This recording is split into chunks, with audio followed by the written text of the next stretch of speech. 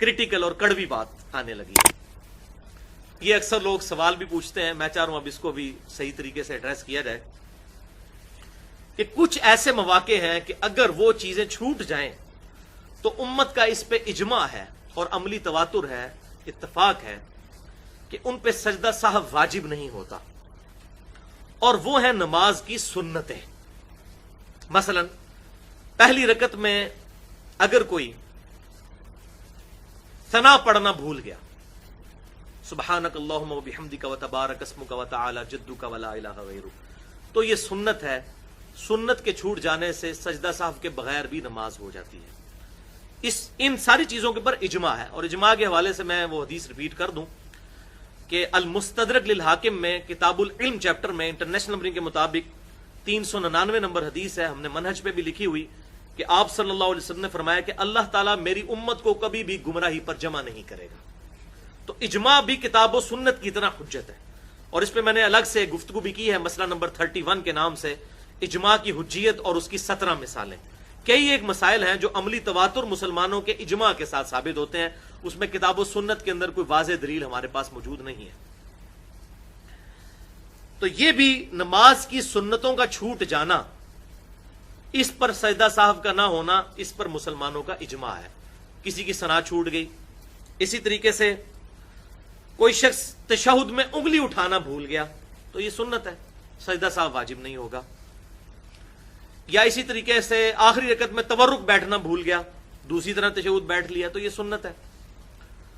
तवर्रुक अगर कोई नहीं बैठा तो इस पे सजदा साहब वाजिब नहीं होगा। इसी तरीके से दुआए कुनूत पढ़ना भूल गया तो इस पे सजदा साहब वाजिब नहीं होगा। दुआए कुनूत नमाज के अंदर जरूर पढ़नी चाहिए थी, लेकिन अब उसकी रह गई तो सजदा साहब वाजिब नहीं होगा।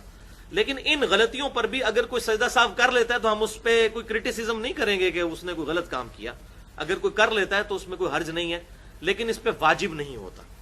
इसी तरीके से अगर किसी का रफुल यदैन छूट गया, पहला रफुल यदैन तो नहीं छूटता क्योंकि वो नमाज शुरू करते हैं तो दिमाग फिर भी हाजिर होता है थोड़ा बहुत, क्योंकि नीयत को हाजिर करना तो जरूरी है ज़हन में। बीच में किसी का रफुल यदैन छूट गया, रुकू में जाते वक्त या रुकू से उठते वक्त, यार 4 रकतों वाली नमाज थी, 2 रकत में उठने के बाद रफुल यदैन करना भूल गया, तो रफुल यदैन नमाज में करना सुन्नत है। अगर ये किसी का भूल से छूट गया तो उस पर सजदा साहब वाजिब नहीं होगा, इसी तरीके से अपनी नमाज मुकम्मल कर लें। लेकिन इससे अगर कोई ये गलत रिजल्ट निकाले कि सजदा साहब जरूरी नहीं, रफुल यदैन नमाज में करना जरूरी नहीं है, तो ये बिल्कुल बेहुदा रिजल्ट है। क्योंकि अगर यही बात हो तो फिर पहला रफुल यदैन भी छोड़ दिया जाए। तो सुन्नत को हल्का जान के जानबूझकर छोड़ना, इस पे मैं आपको वईद सुना देता हूं आप सल्लल्लाहु अलैहि वसल्लम की। जामिया तिर्मिज़ी में इंटरनेशनल नंबरिंग के मुताबिक 2145 नंबर हदीस है कि आप सल्लल्लाहु अलैहि वसल्लम ने 6 तरह के लोगों पर लानत फरमाई है। लानत का मतलब है कि ये लोग अल्लाह की रहमत से दूर हैं, मायूस हैं। 6 तरह के लोग, और उसमें आप सल्लल्लाहु अलैहि वसल्लम ने 5वें नंबर पे फरमाया मेरे अहले बैत के साथ जुल्म करने वाला।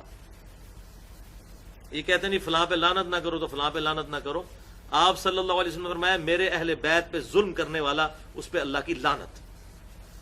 और 6ठे नंबर पर आप सल्लल्लाहु अलैहि वसल्लम ने इरशाद फरमाया मेरी सुन्नत को तर्क कर देने वाला, हकीर समझ के जानबूझ के। और अमूमन जो लोग रफुल यदैन इस तरह छोड़ते हैं वो फिर लोगों को कह रहे होते हैं माज़अल्लाह ये मक्खियां मारना है, या बुत रख के आते थे, या ये या वो। इसमें मैंने पूरी गुफ्तगू की है 2.25 घंटे की। मसला नंबर 70B के नाम से रफुल यदैन से मुतल्लिक फिरका वाराना नजरियात का तहकीकी जायजा, उसमें 8 इल्मी पॉइंट्स इसी हवाले से डिस्कस किए हैं। किसी को शौक हो तो वो देख ले। तो आप सल्लल्लाहु अलैहि वसल्लम की सुन्नत को तर्क करने वाला जानबूझकर अल्लाह की लानत का मुस्तहिक है। और दूसरी हदीस सही बुखारी में इंटरनेशनल नंबरिंग के मुताबिक 791 नंबर है, सैयदुना हुज़ैफा इब्न यमान रज़ियल्लाहु ताला अन्हु ने एक शख्स को देखा कि वो नमाज बड़ी तेजी से पढ़ रहा था और रुकू और सजदे सही तरीके से अदा नहीं कर रहा था। आप रज़ियल्लाहु ताला अन्हु ने उसे फरमाया कि तूने तो नमाज पढ़ी ही नहीं है, और अगर तू इसी तरीके से नमाज पढ़ता रहा तो तू उस तरीके पर नहीं मरेगा जिस तरीके पर अल्लाह ताला ने मोहम्मद सल्लल्लाहु अलैहि वसल्लम को मबरूस किया है, यानी हुजूर सल्लल्लाहु अलैहि वसल्लम वाली नमाज नहीं होगी।